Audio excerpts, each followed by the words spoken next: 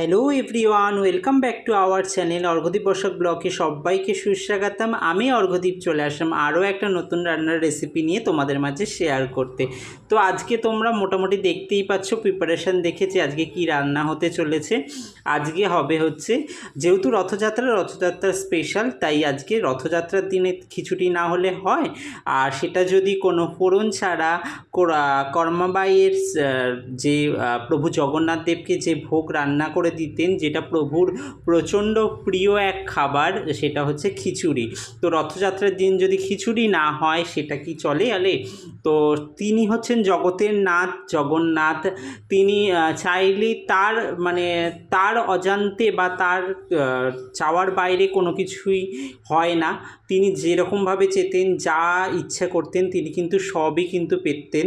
কিন্তু তবুও তার কি বলবো, এখন বলতে গেলে গা কাটা দিচ্ছে।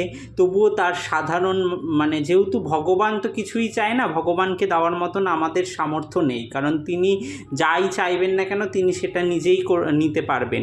তবুও তিনি মানুষের ভালোবাসার ভিখারি বলতে পারো, বা ভালোবাসার পাগল বলতে পারো। আরও ভগবানকে শুধুমাত্র দেওয়ার মতন ভালোবাসা ছাড়া আমাদের কিন্তু কিছুই নেই। এই অনেকটা জ্ঞান দিয়ে ফেললাম, অনেকের ভালো লাগবে হয়তো ভিডিওটা, অনেকের আবার ভালো নাও লাগতে পারে।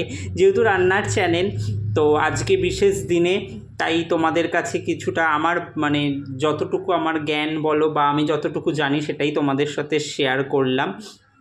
তো প্রভুর বিশেষ দিনে প্রভুর জন্য আজকে খিচুড়ি রান্না হচ্ছেন। তবে পুরোপুরি সেরকম তো আমরা করে উঠতে পারি না। তার যে ভালোবাসা ভক্তি সেটা ছিল একটা অন্য রকমই। তবুও প্রভুর স্মরণে প্রভুর নামে এই খিচুড়ি রন্ধন করা হচ্ছে। প্রভুকে বলবো অবশ্যই তিনি যাতে গ্রহণ করেন, ভালোবাসা ছাড়া আর কিছুই নয়। যেভাবেই রান্না হচ্ছে না কেন, তো সেটাই যাতে প্রভু পায় এবং সেটাই যাতে আমাদের প্রসাদ হিসেবে আমাদের কাছে তুলে ধরেন, এবং সেটাই যাতে প্রভুর আমার বলতেই আমি পারছি না জানি না, তো কথাটা জড়িয়ে যাচ্ছে। যাই হোক, তোমরা নিজ গুণে নিজের পরিবারের সদস্য মনে করে কিছু ভুল ত্রুটি হলে অবশ্যই ক্ষমার চোখে দেখবে, ক্ষমার দৃষ্টিতে দেখবেন। আর এখানে দিদি পটল দিয়েছে, যেহেতু পটল অনেকেই বলে পটল নাকি দিতে নেই, প্রভুর প্রিয় নয় পটল, তা জানি না। তো যাই হোক, পটল দিয়েছে। এবারে এটা আদৌ কতটা কি আমার তো জানা নেই, আমার জ্ঞান সীমিত।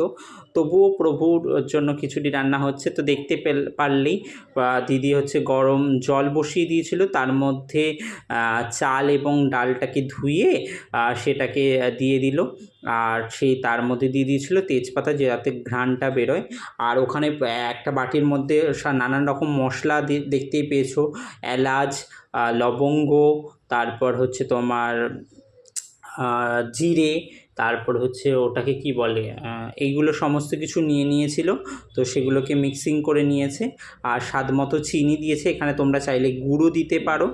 আর দেখতেই পাচ্ছ কতটা সুন্দর কালার এসছে। আর ওই মশলাটাকেই ভাজা মশলা করে নিয়েছিল, যেহেতু এখানে কোনো লঙ্কারও ব্যবহার করা হয়নি, তার জন্যই শুধুমাত্র তোমার ওটাকে কি বলে, লবঙ্গ না কি ওটাকে, গোলমরিচ, সেই গোলমরিচই ইউজ করা হয়েছিল ঝাল হিসেবে।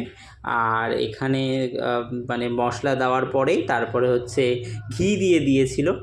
তো কি আর বলবো, আমার আজকে কিছু বলাই নেই। অনেকই ভুল হয়েছে তোমাদের নিজ গুণের পরিবারের। আমার মন পুরো ভারাক্রান্ত হয়ে গেছে আবেগে, এত আনন্দিত আপ্লুত হয়ে গেছি প্রভুর কথা বলতে গিয়ে, আমার ভাষা নেই। তোমরা দেখে নিও। আর আজকে রান্নাটা কেমন হয়েছে অবশ্যই তোমরা জানিও।